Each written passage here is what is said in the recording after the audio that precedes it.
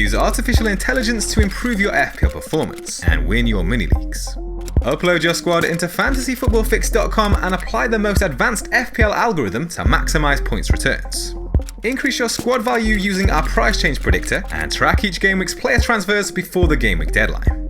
Get the unfair advantage this season using the leading artificial intelligence platform for Fantasy Premier League. Head over to fantasyfootballfix.com now, upload your FPL squad and improve your FPL performance.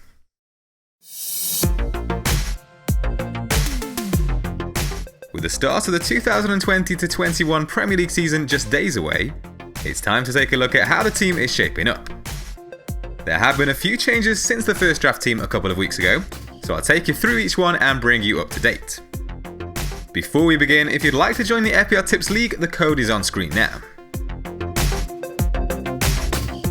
Southampton's Alex Mccarthy keeps his place between the sticks, though there is some temptation to turn him into Aaron Ramsdale, with the 0.5 million that's currently left in the bank. Sheffield United's fixtures turned quite sour after the first 5, so he would be more of a short-term option with an early wildcard in mind. For the backup goalkeeper position, Jed Steer got the nod over Orjan Nyland in their recent friendly against Arsenal, so he comes in as the first change. There have been rumours of Aston Villa looking to sign Sergio Romero from Manchester United, but that hasn't gone through as of yet. There are 2 changes in defence, with Trent Alexander-Arnold, James Justin and Stuart Dallas the players to keep their places.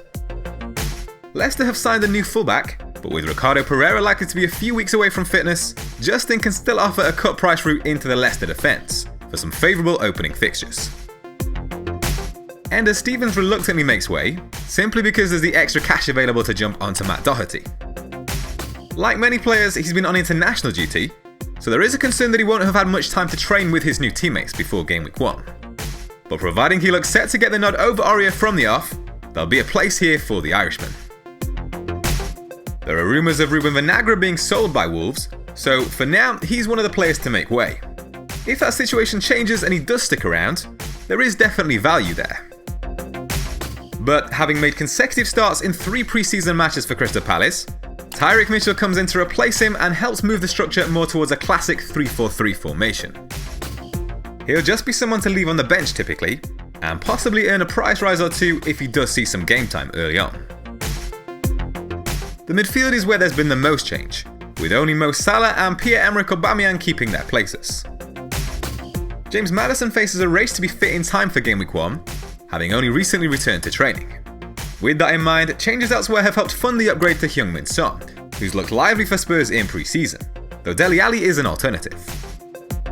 That price point is also quite useful as a placeholder for a Chelsea midfielder, which might be something to look at from Gameweek 4, when they host Crystal Palace and Southampton back-to-back. To complete the move from 4-3-3 to 3-4-3, 4.5 million midfielder Oriol Romeo has been upgraded to Alan St-Maximin. With doubts over the availability of West Ham's Thomas Souček in Gameweek 1, due to reports of him being in quarantine, it's slim pickings for that 4th midfielder spot. Newcastle have made signings to bolster their attack in the last couple of days, bringing in ex-Bournemouth duo Callum Wilson and Ryan Fraser. The longer-term fixtures aren't amazing, but ties with West Ham, Brighton and Burnley in the first 4 game weeks hold some promise. The final change in midfield is only a very small one, seeing one Brighton 4.5 million option come in to replace another. As mentioned in the top 5 bench fillers video, Iva Basuma was perhaps slightly more impressive than Dale Stephens since the restart last season, and played more minutes, so he gets the nod here. Although Romeo's underlying numbers were the more impressive, it might be worth leaving open the Southampton slot for future transfers. Alexander Mitrovic is the only man to keep his spot amongst the forwards, as reluctantly Danny Ings makes way. Che Adams is much more of a gamble, but offers a 2.5 million saving on his strike partner. Southampton were one of the top 6 teams for goals scored and big chances since the restart period. Each of his 4 goals last season came during the final 6 game weeks, where he even narrowly outscored Danny Ings for FPL points. The final change sees Harry Kane make way, with Heung-min Son now in the team instead, freeing up a place for the popular Timo Werner. Chelsea's new signing is the second most selected player in the game, only behind Alexander-Arnold, currently sitting in over 47% of teams. The German was directly involved in 36 goals across 34 Bundesliga appearances last season. The Game Week 1 captaincy decision is still very much between Mohamed Salah and Pierre-Emerick Aubameyang. It was the Egyptian who wore the armband in the first draft, but the Arsenal talisman has been looking the sharper of the two in pre-season. He terrorised the Liverpool defence and netted the opening goal in their Community Shield clash, and more recently scored a brace in a friendly against Aston Villa. There are still a few more days to ponder the decision, but for now, Aubameyang is looking the more likely candidate.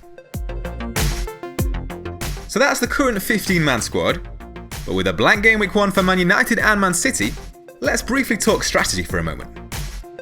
There are two premium spots in midfield, currently occupied by Salah and Aubameyang, and the plan is to keep that structure throughout the opening game weeks, swapping between premium assets with captaincy in mind. So from Game Week 2, a potential transfer might be Salah to Bruno Fernandes, and then for Game Week 3, Kevin De Bruyne could come in to replace Aubameyang. But of course, if other, more pressing issues arise within the squad, they'll have to take priority.